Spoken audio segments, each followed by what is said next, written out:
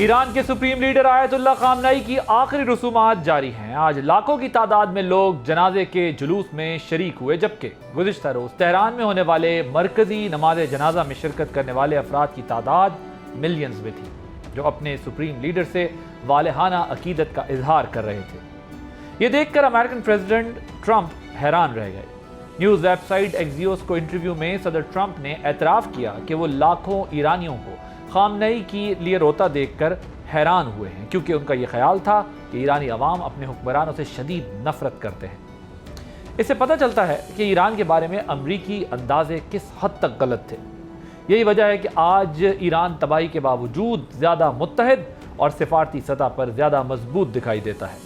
گو کہ آیت اللہ خامنئی کے جنازے میں نئے سپریم لیڈر اور ان کے بیٹے مجتبیٰ خامنئی شریک نہیں ہوئے، جس سے قیاس آرائیوں نے جنم لیا۔ تاہم ایران میں سرکاری سطح پر منعقد ہونے والی تعزیتی تقریبات علامتی رنگوں کے استعمال اور مزاحمتی گروہوں کی شرکت کو حکومت کے حامیوں میں اتحاد اور یکجہتی کا پیغام دینے کی کوشش کے طور پر پیش کیا جا رہا ہے۔ تو اب سوال یہ ہے کہ ان اقدامات اور اس بیانیے کے ایران کی داخلی سیاست اور مشرق وسطیٰ کی علاقائی صورتحال پر کیا اثرات مرتب ہو سکتے ہیں۔ دوسری جانب انڈس واٹر ٹریٹی کی یک طرفہ معطلی کے بعد بھارت بھی خاصا دباؤ میں دکھائی دیتا ہے۔ پاکستان کی جانب سے اس موضوع پر انٹرنیشنل سیمینار ارینج کیا گیا، جس کے نتیجے میں یہ معاملہ دوبارہ بین الاقوامی ایجنڈے پر آ گیا ہے۔ اس کا اندازہ عالمی ہیڈ لائنز اور بھارتی میڈیا کی کوریج سے بھی لگایا جا سکتا ہے، جہاں پر انٹرنیشنل میڈیا نے پاکستان کے لیگل پوائنٹ آف ویو کو معاہدے کی حیثیت اور انٹرنیشنل قانون کی بات کی ہے، جبکہ بھارتی میڈیا ایموشنل رسپانس تک ہی محدود رہا۔ یہی وجہ ہے کہ اب بھارتی تھنک ٹینکس بھی اس معاہدے کی افادیت کا اعتراف کر رہے ہیں، لیکن اسے بھارت کی بڑھتی ہوئی ضروریات کے مطابق ری نیگوشیٹ کرنے کی بات کر رہے ہیں، جہاں بھارت کی نظریں دریائے چناب کے پانی پر بھی موجود ہیں۔ اب سوال یہ بھی ہے کہ کیا بھارت عالمی قوانین کی پابندی کرتے ہوئے اس معاہدے کی پاسداری کا اعلان کرے گا یا خطے کے امن کو ایک بار پھر جنگ کی نظر کرنا چاہے گا۔ اسی پہ بات کرنے کے لیے میرے ساتھ موجود ہیں Khurram Dastgir sahab, former federal minister ہیں، فارن منسٹر بھی رہے ہیں، اور منیر اکرم صاحب ہیں، former permanent representative of Pakistan to U N. Ambassador sahab آپ کا بہت شکریہ، خرم صاحب آپ کا بہت شکریہ۔ امبیسڈر صاحب، پہلے آپ سے جاننا چاہتا ہوں، یہ جو آیت اللہ خامنئی کی آخری رسومات میں ایکسٹراڈنری ایک پبلک پارٹیسپیشن ہمیں نظر آئی ہے، اور اس پر پریزیڈنٹ ٹرمپ کا حیران ہونا، یہ آپ کو بھی حیران کر رہا ہے یا آپ سمجھتے تھے کہ امریکہ کے اندازے جو ہے وہ غلط تھے اس معاملے میں، اور کیا ایران کی جو انٹرنل پالیٹکس اور ریجنل رول ہے، یہ تمام ایونٹ اس پر بھی کچھ امپیکٹ ڈالنے جا رہا ہے؟ جی، میرے خیال میں یہ تو بہت پہلے سے ظاہر ہے کہ امریکہ کی جو اسیسمنٹس تھیں ایران کے بارے میں وہ غلط تھیں، اور جو جنگ میں جو نتیجہ نکلا ہے اس سے ظاہر ہو گیا کہ انہوں نے ایران کی طاقت کو انڈر ایسٹیمیٹ کیا، ایران کی ریزیلینس کو انڈر ایسٹیمیٹ کیا، اور جو انہوں نے جو کچھ کیا ہے ہرمز کو بند کر دیا ہے۔ تو یہ ظاہر ہے کہ امریکن ایویلیویشنز غلط تھیں۔ اب دوسری طرف اب یہ جنگ ہو گئی ہے، یہ معاہدہ MOU ہو گیا ہے، ایران کی جو اتفاق ہیں آپس میں یہ نظر آ رہا ہے، اور یہ فیونرل کے دوران یہ نظر آتا ہے، اتفاق آپس میں بڑھ گیا ہے، ایران کی کانفیڈنس بڑھ گیا ہے۔ پر یہ بھی آگے دیکھنا ہے کہ دونوں جو فریقین ہیں ان کو اپنی خود کی طاقت اور جو ایڈورسری کی طاقت صحیح طرح سے ایویلیویٹ کرنے کی ضرورت ہے۔ اوور ایسٹیمیشن سے غلطیاں ہوتی ہیں، جیسے ابھی نظر آیا۔ تو اب یہی ہے کہ دونوں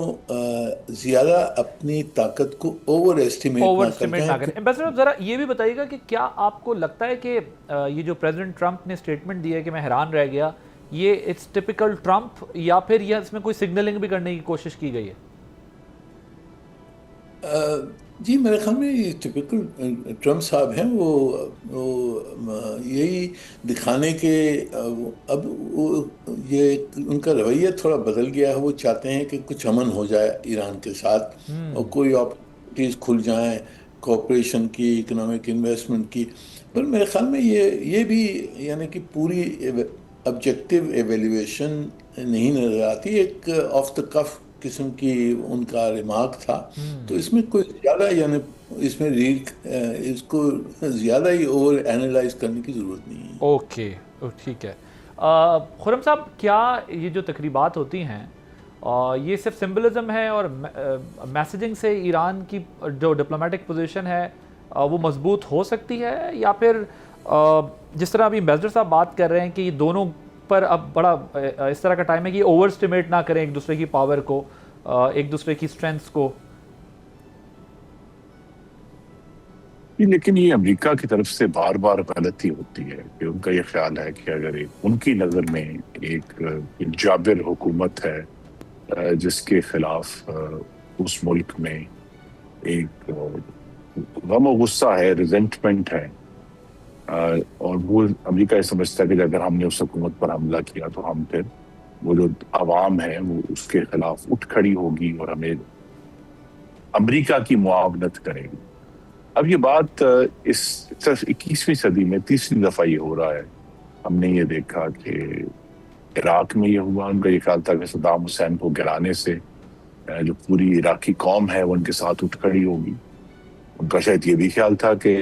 جو طالبان رجیم ہے وہ افغانستان میں بقول ان کے کہ وہ بڑے ظالم تھے، تو جب ہم نے ان کو گرایا تو پوری قوم ان کے ساتھ اٹھ کھڑی ہوگی. اور پھر یہی غلطی انہوں نے اب ایران میں دہرائی ہے کہ ہم نے اب ایک حکمران کو شہید کر دیا جن کا جنازہ ہوا خامنائی. لیکن قوم کھڑی نہیں ہوتی. دیکھیے یہ بات اب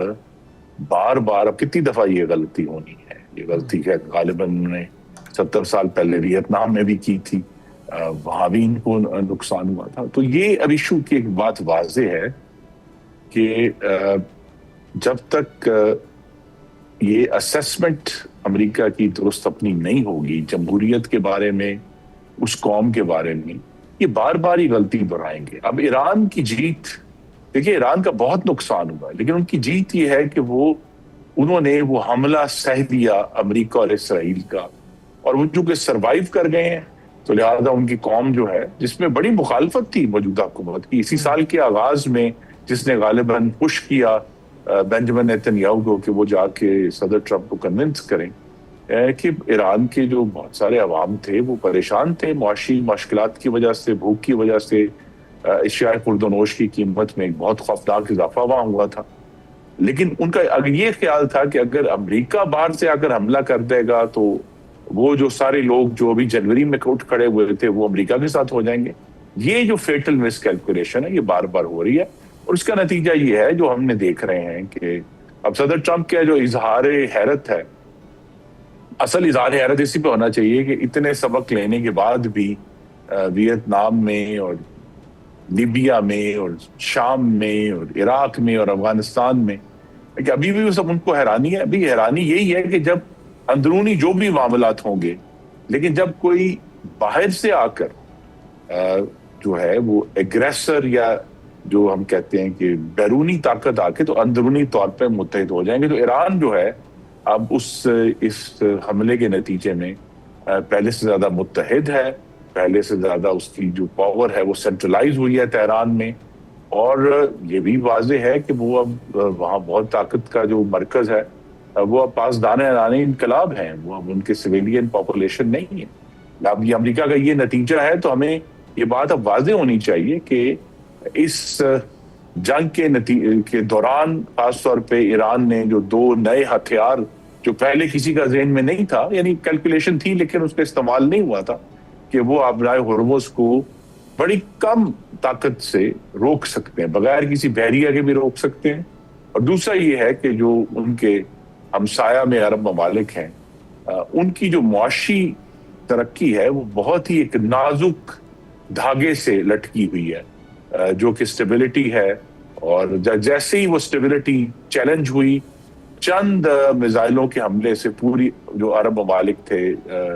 پرشین گلف میں، ان کی معیشت جیم ہو گئی، پوری دنیا کی معیشت جیم ہو گئی. اب ایران جو ہے یہ جو 2 نئے ہتھیار اس نے ڈسکور کر لیے ہیں، تو ایران اب پہلے سے زیادہ طاقتور ہے اور سب کو اندازہ ہے کہ اس کے پاس یہ طاقت موجود ہے. تو لہذا اب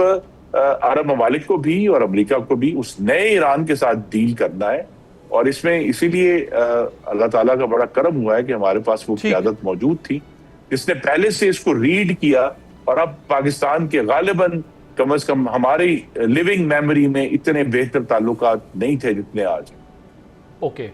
جتنے اچھے تعلقات آج ہیں لیونگ میموری میں اس سے پہلے کبھی نہیں تھے۔ مس کیلکولیشن آپ کہہ رہے ہیں بار بار کرتا رہا ہے امریکہ، اور اب کتنی بار کرے گا، تو بار بار جو غلطی دہرائی جاتی ہے تو اس پہ شک کیا جاتا ہے کہ شاید کچھ چیزیں بائی ڈیزائن ہوتی ہیں۔ یہاں ایک بریک لیں گے، بریک کے بعد ڈسکشن کنٹینیو رکھیں گے۔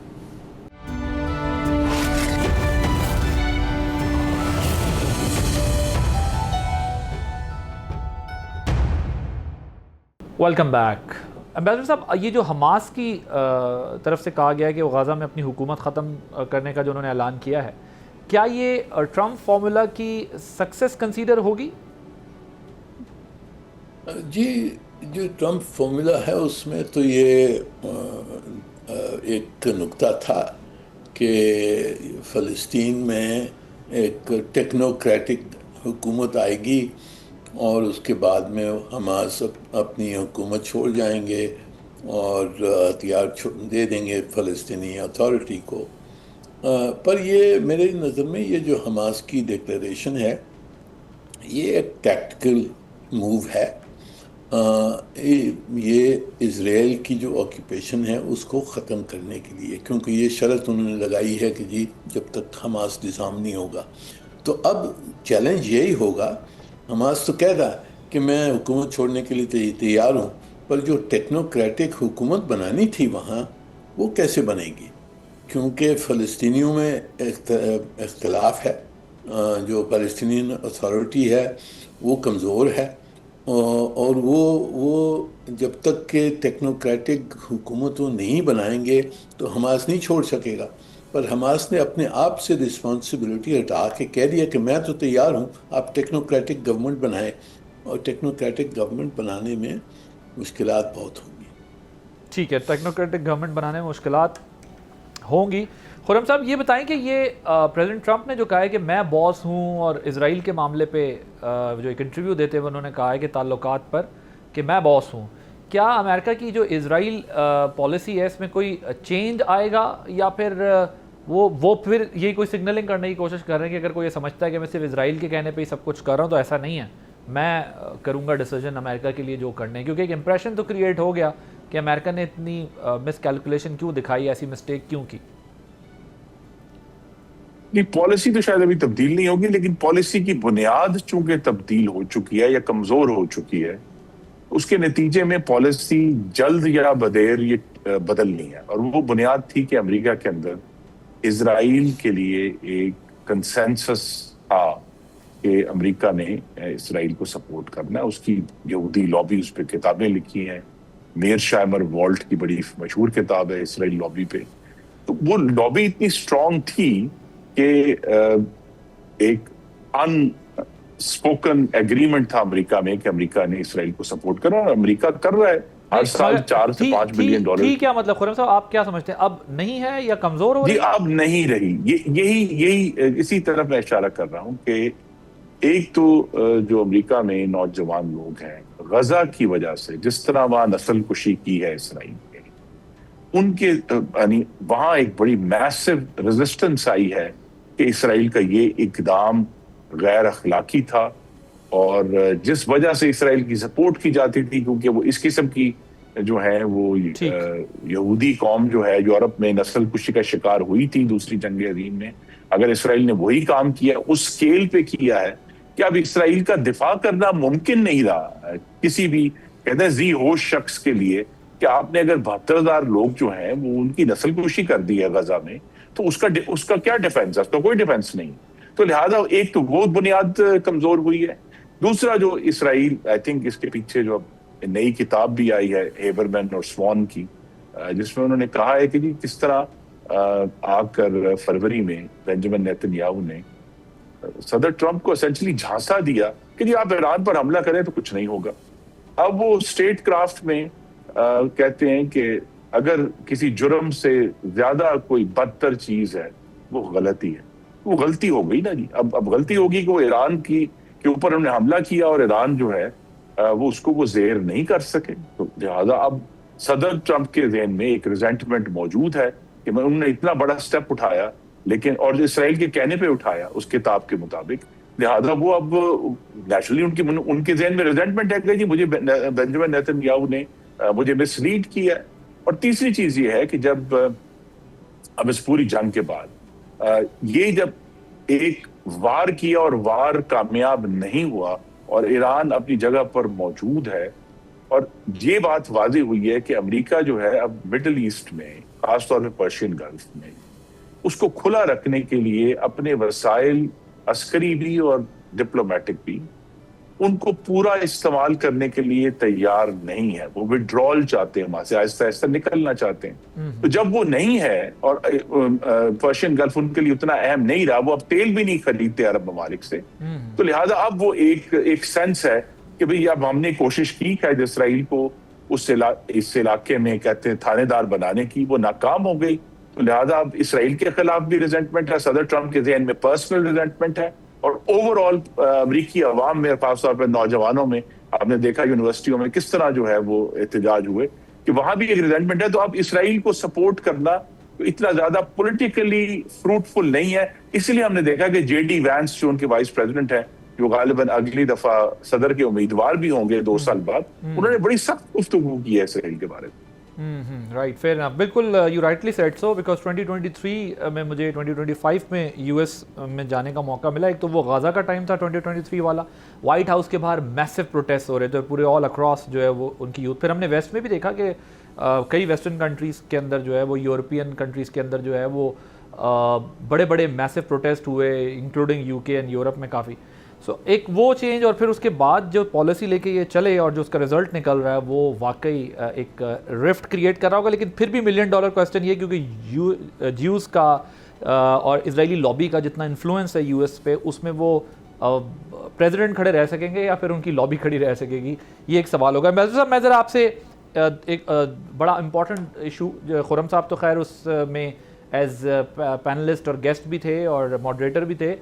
یہ جو انڈس واٹر ٹریٹی ہوئی ہے, انٹرنیشنل سیمینار ایک ہوا ہے, یہ بڑا سکسیزفل رہا. میں ذرا اس پر آپ کی رائے جاننا چاہتا ہوں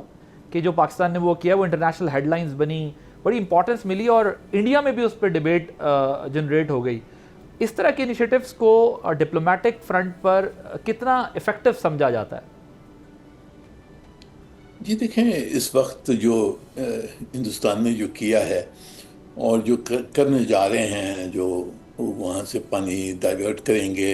پانی کو بند کرنے کی کنسٹرکشن کا انہوں نے انیشیٹ کیا ہے, یہ سب چیزوں کو اگر روکنا ہے ہم نے تو ہم نے کچھ کرنا ہوگا obviously. اور یہ سیمینار جو کیا بہت اچھا سٹیپ تھا میری نظر میں. ہم نے زیادہ اس سے اضافہ کر کے آگے بڑھنا ہے. اس جو یہ مسئلہ ہے اس کو ہم نے سلامتی کونسل میں ریز کرنا چاہیے. جو خط ہم لکھ رہے ہیں وہاں خط لکھا ہے ڈپٹی پرائم منسٹر نے, پر میرے خیال میں اس کو فارمل سیشن بلانا چاہیے اس کے اوپر. اور یہ جو انڈیا کی جو violation of international water treaty, جو انڈس واٹر ٹریٹی کی, اس کے اوپر ایک اسپیشل سیشن ہم نے کنوین کرانا چاہیے. اور ہم نے کوشش کرنی چاہیے کہ سیکیورٹی کونسل سے دباؤ, ہندوستان کے اوپر دباؤ ہے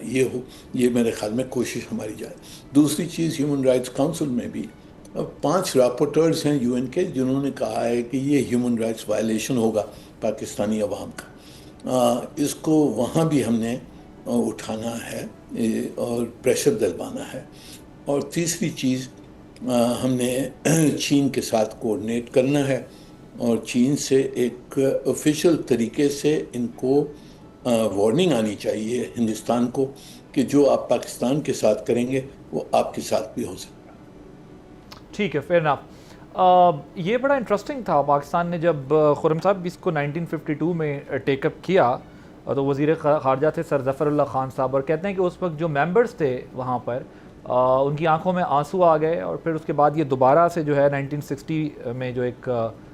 فائنلٹی اٹین کر گیا یہ ایگریمنٹ, وہ ہوا. تو کیا جو کرنٹ اس وقت سچویشن ہے اس کا جس طرح بھی امبیسڈر صاحب بھی بات کر رہے ہیں, یونائٹڈ نیشن میں اس کو بہت ایگریسولی پرسو کرنا پڑے گا اور کیا وہ جو P5 کنٹریز ہیں وہ کوئی پریشر بلڈ اپ کر سکیں گے اس صورتحال کے اندر؟ ایک تو یہ،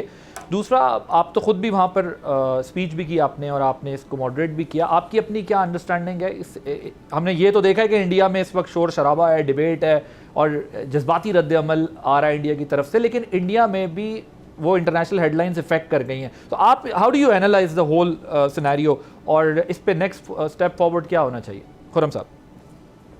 جی دیکھیے، ہمیں سفارتی اور اخلاقی طریقے سے، قانونی طریقے سے دہائی دینی ہے دنیا کے ساتھ، سو زیادہ اگریسو ہونا ہے، اور یہ ایسے سیمینار جہاں جہاں ممکن ہو سکے پوری کوشش کر کے دنیا میں کرنے ہیں۔ امبیسڈر نے کو درست کہا، دیکھیے پاکستان کو اس سال میں جو 2 کامیابیاں ملی ہیں ہم کہہ سکتے ہیں، ایک تو یہ ہے کہ جو انٹرنیشنل لا کے کورٹس ہیں وہاں سے 3 دفعہ پرماننٹ کورٹ آف آربیٹریشن نے 1 سال میں پاکستان کے حق میں فیصلہ دیا ہے، تو یہ تو بہت ایک مثبت بات ہے۔ دنیا میں جو مختلف میڈیا لکھ رہا ہے وہ بھی بہت مثبت بات ہے۔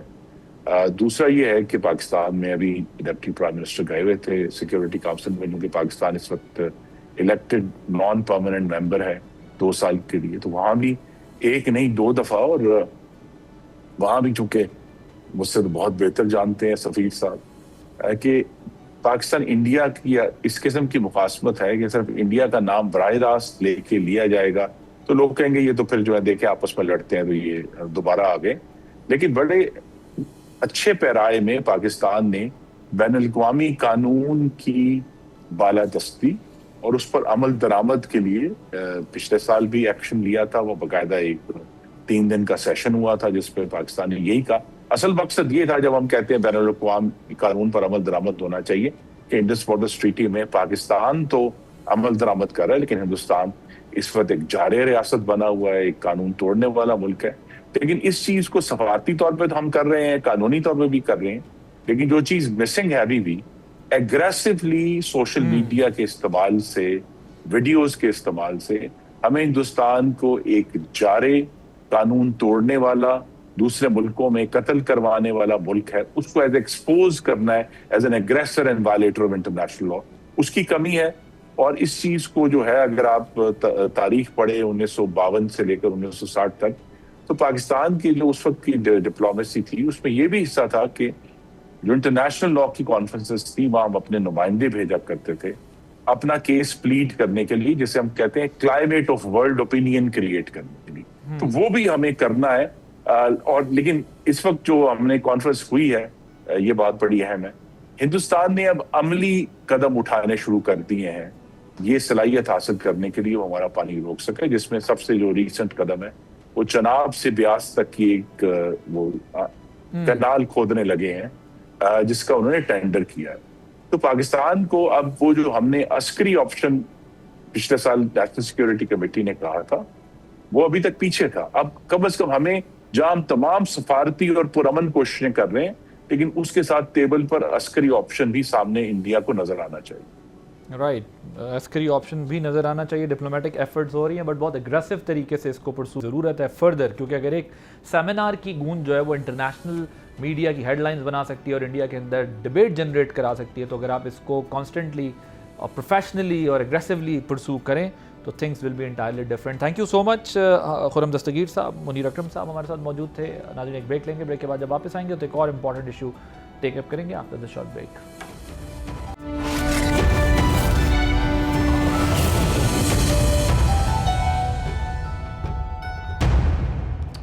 Welcome back. 2 سال قبل وفاقی حکومت نے ملک میں تعلیمی ایمرجنسی کا اعلان کیا تھا، مگر اتنا عرصہ گزرنے کے باوجود پاکستان میں 2.5 کروڑ سے زائد اسکول سے باہر بچوں کو تعلیم کے دائرے میں لانے کی کوششیں مطلوبہ نتائج نہیں دے سکی ہیں۔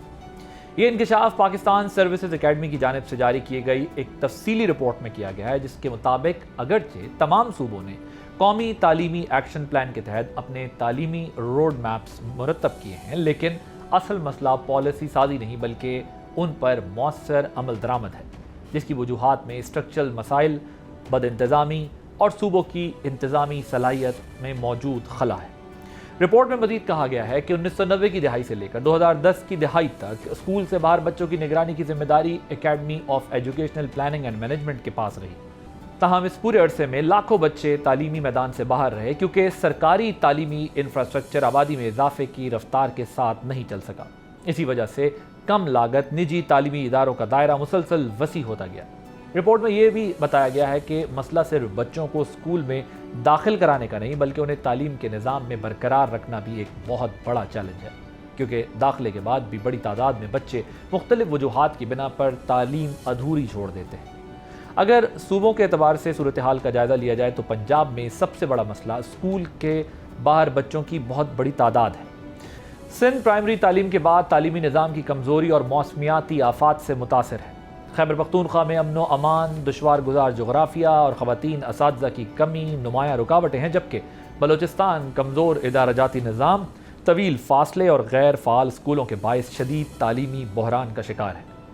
دوسری جانب وفاقی علاقوں میں مجموعی طور پر داخلوں کی شرح بہتر ہونے کے باوجود اندرونی عدم مساوات بدستور برقرار ہے۔ اسی پہ بات کرنے کے لیے ہمارے ساتھ موجود ہیں ڈاکٹر مریم چغتائی، ایجوکیشنسٹ ہیں۔ Thank you so much for joining اس۔ یہ بتائیے گا مریم صاحبہ کہ سول سروس اکیڈمی کی رپورٹ میں جو کہا گیا ہے کہ مسئلہ پالیسی بنانے کا نہیں بلکہ امپلیمنٹیشن کا ہے، آخر وہ کون سی ہرڈلز ہیں جو پالیسیز کو امپلیمنٹ ہونے نہیں دیتی؟ جی بسم اللہ الرحمن الرحیم، بہت شکریہ۔ بالکل آپ نے ٹھیک فرمایا کہ پالیسی سازی تو ہو چکی ہے۔ یکساں تعلیمی نصاب سے بات سٹارٹ ہوئی تھی اور یکساں معیارات بھی بن کے تمام صوبوں میں لگ چکے ہیں اور کتابیں بھی اپڈیٹ ہو گئی ہیں، لیکن مین جو میرے حساب سے مسئلہ ہے وہ یہ ہے کہ جو امتحانی نظام ہے آپ کا، جب تک آپ امتحان رٹے کا لیتے رہیں گے تو بچے ان کنسیپچول ٹیکسٹ بکس کو بالکل اگنور کریں گے یا ان کو بھی رٹ لیں گے۔ تو سب سے اہم جو ادھر قدم اٹھانے کی ضرورت ہے وہ امتحانی اصلاحات کی ہے، اور امتحان بنانے والوں کو اور پیپر چیک کرنے والوں کو ایک تصوراتی سا بجبوج پہ بنا پیپر پر ایک بچے کی حقیقی طور پہ اس کی انڈرسٹینڈنگ کو اسیس کرنا، وہ سکھانے کی ضرورت ہے۔ اگر آپ تعلیمی نظام کو ٹھیک کر لیں، امتحانی نظام کو ٹھیک کر لیں، تو آپ کا استاد بھی، شاگرد بھی، ایون والدین بھی سب اسی حساب سے ایڈجسٹ کریں گے۔ بچہ وہ پڑھتا ہے جو امتحان میں آتا ہے، ٹیچر وہ پڑھاتی ہے جو امتحان میں آتا ہے، اور پیرنٹس بھی اسی اسکول میں ڈالتے ہیں جہاں پر بچے کے نمبر زیادہ آتے ہیں۔ صحیح ہے۔ یہ جو بیسیکلی آپ یہ کہہ رہی ہیں کہ جو کانسیپٹس ہیں ایجوکیشن کے سبجیکٹس کے، وہ بچوں کو کلیئر کرانے کی ضرورت ہے، بجائے اس کے کہ صرف ایگزامز کا جو ایک پیٹرن بنتا ہے جس میں فکس طریقے سے بچہ رٹا لگا لیتا ہے اور اپنے آپ کو کسی نہ کسی طرح مارکس لینے کی کوشش کرتا ہے، وہاں پر جو ہے وہ آپ کہتی ہیں کہ پرابلم آتا ہے۔ اب ذرا یہ بتائیں کہ یہ جو اسکولز میں ایڈمیشن کی بات کی جاتی ہے کہ جی اسکولز میں جو ایڈمیشنز ہیں وہ کرانا کافی نہیں ہے، اس پر کمپلیٹلی ایک نظر یہ رکھنے کی ضرورت ہے، کیونکہ ایک بہت بڑا چیلنج بھی ہے کہ جو بچے ہیں وہ ڈراپ آؤٹ کا جو نمبر ہے وہ کم ہو سکے، ادروائز کوئی فائدہ نہیں ہوگا۔ How do you respond to this? جی، کیونکہ جو رپورٹ آئی ہے کہ 2.5 کروڑ بچہ اسکولوں سے باہر ہے، میرا تو یہ سوال ہے کہ جو بچہ اسکولوں کے اندر ہے ان کا کیا آپ نے بگاڑ لیا؟ ان کو کون سی کوئی تعلیم مل گئی؟ ہمارے کتنے سارے بچے سند یافتہ، ڈگری یافتہ ہیں، لیکن ان کے پاس کوئی سکلز نہیں ہیں۔ ان کو اس دنیا میں، اس آرٹیفیشل انٹیلیجنس کی دنیا میں، اس سکلز بیس دنیا میں اپنے ساتھ ہمسایہ ملک کے بھی لوگوں کے ساتھ وہ کمپیٹ نہیں کر سکتے۔ تو اس لیے جو امپورٹنٹ چیز ہے وہ یہ ہے کہ بچوں کی تعلیم جو کلاس روم میں دی جا رہی ہے اس کو اپ گریڈ کیا جائے، اور جو آؤٹ آف اسکول بچے ہیں ان کو اس حساب سے تعلیم دی جائے کہ وہ اس کے انتظار میں نہ رہیں کہ ایک دن ایک اسکول کی بلڈنگ بنے گی، اس میں ایک استاد ہوگا اور ہم 25 بچے لائنوں میں فرنیچر پہ بیٹھ کے کریں گے۔ ایک لائف لانگ لرننگ کا زمانہ ہے، انڈیویجول بیسڈ لرننگ کا زمانہ ہے۔ ہر ایک کے پاس انٹرنیٹ کا ایکسیس ہونا چاہیے، فون، موبائل ہونا چاہیے، ہے بہت بیشتر گھروں میں ہے، اور اس کے ذریعے حکومت کو قانون سازی کرنی چاہیے، پالیسی سازی کرنی چاہیے کہ لوگ اپنی مدد آپ کے تحت اپنے آپ کو ایجوکیٹ کر سکیں، اور چاہے وہ چھوٹے ہوں یا بڑے ہوں، اڈلٹ ہوں یا ینگ لرنرز ہوں، وہ لائف لانگ لرنرز بن سکیں۔ یہ بیسیکلی آپ جو اسٹرکچرل ایشوز ہیں وہ تو اپنی جگہ ہیں، that is there, I agree with you کہ جو اس وقت کرنٹ ایگزسٹنگ سسٹم ہے اگر اس میں بھی بچے وہ کوالٹی کی ایجوکیشن نہیں حاصل کر رہے یا وہ ان کے پاس وہ اسکل نہیں ہے جس ایجوکیشن کے بعد وہ دنیا میں کہیں کمپیٹ کر سکے. وہ اپنی جگہ بات درست ہے, لیکن یہ جو ڈراپ آؤٹ کا جو نمبر ہے وہ کور پھر کس طریقے سے کیا جاتا ہے, ذرا اس پر بھی اپنی رائے دیجیے گا. اور ایک اور امپورٹنٹ بات, جس طرح آپ بات کر رہی ہیں کہ جو ماڈرن ٹیکنالوجی یا ڈیجیٹل پروسیس ہے اس کو اڈاپٹ کیا جائے تاکہ ایڈوانسمنٹ لائی جا سکے اور جو ایک تفریق ہے وہ ختم کی جا سکے. اب ہم یہ دیکھ رہے ہیں کہ پنجاب, سندھ, کے پی کے ان سب کے ایشوز ڈفرینٹ ہیں, ایک دوسرے سے مختلف ہیں. سو کیا اب ایک ہی جو کوئی نیشنل پالیسی بنانے کی ضرورت ہے, یا اس کو پروونس وائز ہی جو ہے وہ ایڈریس کیا جائے اس ایشو کو جو ایجوکیشن کا ہمارے سامنے ہے؟ جو ڈراپ آؤٹ کا ایشو ہے وہ بڑا سمپل ہے. جو والدین ہیں وہ بے وقوف نہیں ہیں. جب انہیں پتا ہے کہ اس تعلیم کا میرے بچے کی روزگار ملنے کے پراسپیکٹ سے کوئی فرق نہیں پڑے گا, اگر اس بچے نے 10ویں پاس کر کے بھی باپ کی طرح ڈاکیا یا مالی بننا ہے, تو اب تو ایم اے کی ڈگری والے بھی جو ہیں وہ اس قسم کی نوکریوں کے لیے اپلائی کر رہے ہیں, کیونکہ جابس ہیں ہی نہیں. مسئلہ یہ ہے کہ پاکستان جیسی آبادی میں آپ کو آج جتنی آپ کے پاس نوکریاں ہیں ان کو آپ اوور نائٹ رات بھر میں ڈبل ٹرپل بھی کر دیں تو آپ کی جتنی پاپولیشن ہے یہاں پہ وہ آپ ایبزارب ہی نہیں کر سکتے. آپ کو جاب کریٹرز چاہیے, نہ کہ جاب سیکرز چاہیے. آپ کو ایسے گریجویٹس چاہیے جو کہ نوکریاں دے سکیں بجائے اس کے کہ نوکریاں مانگتے پھریں. تو جو ڈراپ آؤٹ کا ریزن ہے وہ بڑا سمپل ہے کہ والدین کو پتا ہے کہ اس تعلیم کا کوئی فائدہ نہیں. اگر تو انہیں لگے کہ اس تعلیم کی ہم قربانی دیں گے, فائنینشیل بھی اور بچے کے وقت کی بھی, تو وہ والدین بالکل بھیجیں گے. پوری دنیا میں لوگ یہ قربانی دیتے ہیں. تو آپ کا یہ خیال ہے کہ it's not more of economic, لوگوں کو یہ ریئلائز ہو گیا ہے کہ ان کے بچے اتنی انویسٹمنٹ اور ایجوکیشن دینے کے باوجود بھی نہ انہیں جابز ملیں گی اور نہ ہی وہ جو ہے وہ کوئی معاشرے میں کوئی پازیٹیو رول پلے کر سکتے ہیں, تو ان کو اسی روٹین پیٹرن کے اوپر لگا دیا جاتا ہے. تو یہ جو اگر گورنمنٹ کوئی ایمرجنسی ڈکلیئر بھی کرتی ہے تو نیکسٹ 3 ایئرز میں آپ کے خیال میں 2 ایئرز میں کیا اسٹیپس لینے چاہیے, 2-3 جو امپورٹنٹ ہے وہ لے, تاکہ جس طرف آپ اشارہ دے رہی ہیں کہ ان کو کوالٹی ایجوکیشن دی جائے اس پر عمل درآمد ہو سکے؟ جو آپ نے ایمرجنسی ڈکلیئر کرنے کی بات کی, 2012 میں پہلی دفعہ ایمرجنسی ڈکلیئر کی گئی تھی اور ہر آنے والے 2-3 سالوں کے بعد ایمرجنسی ڈکلیئر کر دی جاتی ہے. یہ ایمرجنسی کبھی ان ڈکلیئر نہیں ہوئی, کیونکہ صرف ڈکلیئر کر دینا سے ایک سرخی تو بن جاتی ہے, لیکن کیا آپ نے کوئی اس کے بعد کوئی ٹھوس آپ نے اقدام اٹھائے یا نہیں اٹھائے, اس پہ بات نہیں آتی. تو ایمرجنسی ڈکلیئر ہو یا نہ ہو, بات تو اس کی ہے کہ آپ نے جیسے پہلے بھی سوال کیا کہ کیا یہ پوری قوم کو مل کے کرنا چاہیے یا 18ویں ترمیم کے بعد صوبوں کو اپنے اپنے حساب سے کرنا چاہیے. اس پہ کوئی فرق نہیں پڑتا, آپ اس طرح کریں یا اس طرح کریں. بچے جو ہے, بچے کو نہیں فرق پڑتا کہ میں پنجابی ہوں یا سندھی ہوں تو میری تعلیم مختلف ہونی چاہیے. بچے کو ہے کہ آپ اس کو تعلیم دیں تاکہ وہ معاشرے میں ایک اچھا انسان, ایک اچھا سٹیزن بن سکے اور کل کو اپنی ذمہ داریاں سنبھال سکے. تو اس میں 18th امینڈمنٹ کا تو سوال نہیں آتا, خاص طور پہ جب اگر آپ نے بچوں کو الف بے پہ ABC 1 2 3 سکھانی ہے تو اس میں کوئی فرق نہیں پڑتا کہ وہ نیشنل لیول پہ کام ہوا ہے یا پروونشل لیول پہ کام ہوا ہے. ٹیچر ٹریننگ جو ہو رہی ہے وہ نیشنل لیول سے ڈیسائیڈ ہو رہی ہے یا پروونشل لیول سے ڈیسائیڈ ہو رہی ہے. دونوں فارمیٹ ہیں. ہمارے پاس اس وقت 18th امینڈمنٹ ہے, صوبوں کے پاس اختیار ہے, وہ کیوں نہیں کرتے اس پہ؟ فیڈرل کا کام ہے ایسے میں کہ وہ فیڈرل صوبوں میں آپس میں انسینٹیوز ڈالے تاکہ صوبے آپس میں کمپیٹ کریں, ایک دوسرے کے ساتھ کولابریٹ کریں اور اپنے بچوں میں ڈفرینٹ ڈسٹرکٹس کی پارٹنر ڈسٹرکٹس بنائیں. Right, thank you so much. Doctor Maryam Chughtai educationist ہیں ہمارے ساتھ موجود, کہہ رہی ہیں کہ 18th امینڈمنٹ کے بعد جب پروونسز کے پاس بھی وہ پاور ہے تو ضروری نہیں ہے کہ یہ فیڈرل سے پالیسی آئے یا پروونس بنائے, لیکن وہ ایجوکیشن, اور بالکل صحیح بات ہے, وہ ایجوکیشن دی جائے جو بعد میں کارگر ثابت ہو سکے, یوزفل ہو for our youth, for our kids. Unfortunately ایک سیٹ پیٹرن کی ایجوکیشن ہی وہ لے رہے ہیں. گورنمنٹ اسکولس کا تو خیر کوئی حال ہی نہیں. آپ نے پروگرام دیکھا, عادل عباس کو اجازت دیجیے, اللہ حافظ.